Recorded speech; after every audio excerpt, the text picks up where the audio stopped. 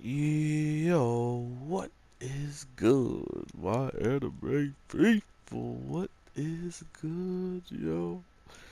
Guys, Black Clover. Black Clover. Um, this is what I was talking about with this show. I was kind of convinced that they might continue to drop multiple episodes where they're just they're not one fight, one and done, like it was clear to me that they could do it. It just was a when, or like what is a good enough criteria for them to have for them to do that? And this is a pretty good one. Not only do they like take out a character who seemingly thinks he's the best on the squad, but they're also taking out a character who um, needs to be taken down. Like for him to be talking bad about the peasants and thinking that just because he's working with them, he's getting defiled and all this different stuff. It's clear to me that he is scum. So to see him already getting like absolutely slapped this episode by Asta and even a guy who might not so much be a peasant as much as he's just like someone who's an outcast probably for the way he has to fight. But the guy who pretty much voices Hisoka and this red-haired, crazy, cool mask guy, or jerk face, cool mask jerk, yeah, cool mask jerk. Um, Ozda's such an idiot, but overall, we are getting quite a bit of information with uh, just him kind of opening up his thoughts about, what Asta was saying about the whole working together and getting a better result out of just doing something with a team instead of somehow him getting this information about where this fight was even going to take place in the first place. Oh, I know how he knew is because of the people he took out prior to, and I guess maybe I don't know. I think he took him out on the day of the event, so I don't think that was how he got it either.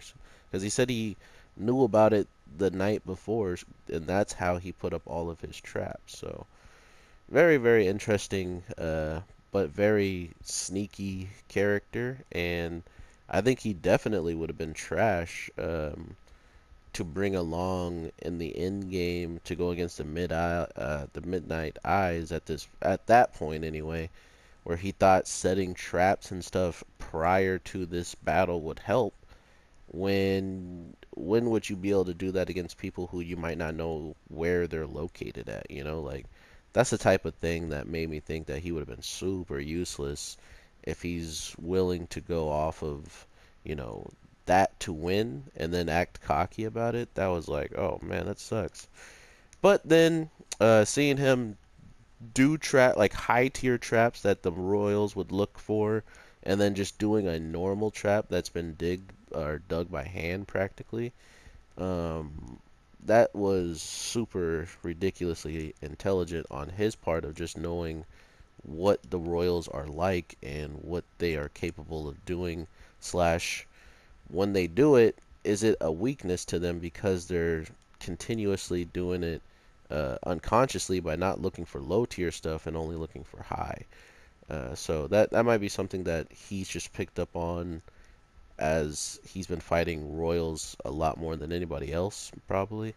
So that was interesting. The other thing that really caught my attention and was pretty messed up was the fact that the people that he destroyed before even coming here and still rocking like their overall like guild stuff, he his dad was in that like group of people. So I think it was definitely probably uh, a good moment for him to straight up like smash that person, simply because his dad was in that group.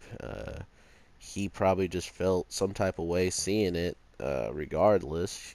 So I don't know. It felt like a very weird poetic justice all of a sudden when we saw that not only did he have it like wrapped around his body and like wore it as if he was in that guild kind of or that magic knights and we see the backstory of his dad telling him that he should work together and all this stuff, and we see that his dad is literally wearing that too, even though he kind of had red hair like the guys from the Fire Clan. So, um, Fire Clan, jeez, like the guys in the lion, the Crimson. So that was actually kind of more.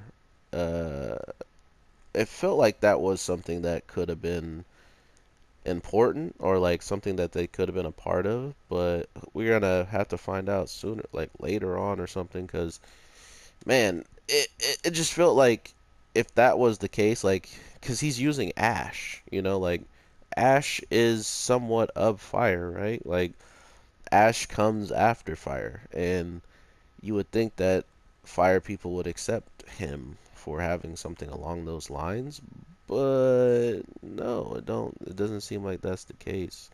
And because of that, maybe that's one reason why they're at at each other's necks, or like he's at all the royals' necks, is because his ability just wasn't fire or just wasn't that good in their opinion, and they write him off for it. So I don't know. That's just my first look at it. I mean, and even his dad probably had the same magic or something along those lines, and he was treated the same way as his son. I'm not sure, but if that is the case, it will be more convincing as to why he has a grudge the way that he does, and also why we could be seeing him uh, turn against certain people. Because even after seeing that, Asta was right, and Asta straight up does the move from what he's been learning. He's been training and learning and learning, and that's why the show's good. It always brings back those memories of where they're getting their powers from, where they're training, and all this different stuff like that. So it gives us a good explanation behind why they're getting strong, and not just being like, oh, they're stronger. By the way, time has passed. You should expect it. Like, no, this Asta's been doing this technique that he's been practicing this whole um, chart, mana skin. He learned it during that event, and because of it, it was an easier way now for him to transfer all of that anti magic into something. So I don't know. We're looking at quite a clever, clever boy, and it feels like we're going to learn quite a bit about the other guy, maybe why he does the things he does, or just simply what could bring him to his senses, and that just might be him using Asta all these times, and Asta still treating him like a teammate. Like he's like, I used you, bro. Like I'm not fighting with you. Absolutely just used you. He's like, yeah, and we won. Like he doesn't care about being used. He's literally fighting with people that he's never gotten to really fight with, and not only is he getting to do that, he's learning a lot about other people that he's fighting, not to mention he's learning more about himself and what he can do in these types of situations. So Asta is definitely an opportunist, and I think that's another reason why I love the character. He actually goes out using all of his powers to attack all of the spells, but at the same time he can read ki. So he clearly was going for his own teammates' traps to then make this whole entire event much harder for everybody. So that's Asta for you in a nutshell. He uses his ultimate move that he then brags he can't use that much anymore, like because he's exhausted, and he's just like, yeah, that's a win as a team. Like, but you're weak. You're a lot weaker, and it leaves only one of their teammates like at full power, kind of, and she even was using quite a bit of magic in her in the first round because they didn't have any help from him. So it's looking really bad for their team overall, like the long term, like power wise, and keeping their magic ready for multiple fights. But at the same time, it's Asta, man. He thrives on moments like this, and because of that, he will probably pull something out that we either haven't seen or we've seen, and he implements it in a much better way than he could back in the past because he straight up went full on the transformation. Does Black Hurricane, which I kind of wanted to play Jump Force to show it. Just it's literally him doing a hurricane with his black magic in red, and he wipes out everything and makes this fight, you know, really more of a close-up combat type of deal instead of just being something that um, those rose petals or whatever were going to clear out the whole entire fight for the guy to move in on the crystal and or to move his teammates in on the crystals to attack. So now it's turning into a brawl that Asta, of course, wanted, and we're gonna just see what our homeboy with the bat can actually do against Asta, which I don't think it's gonna be a lot.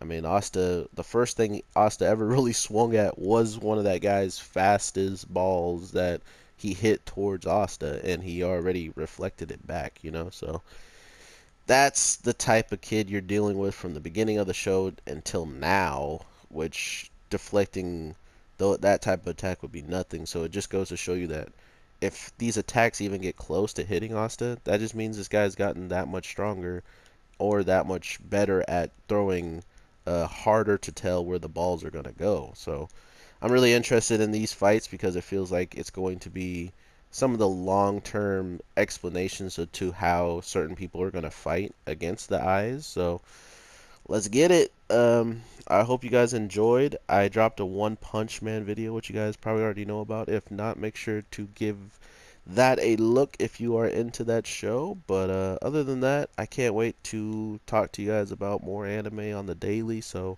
with all that being said, I hope to talk to you in the next one. So with that, I hope you have a good day, night, evening. I am the Anime G, and I'm not sure if I'm going to put out another video today, so this might be the last video for the day, and I will talk to y'all later. Alright, peace.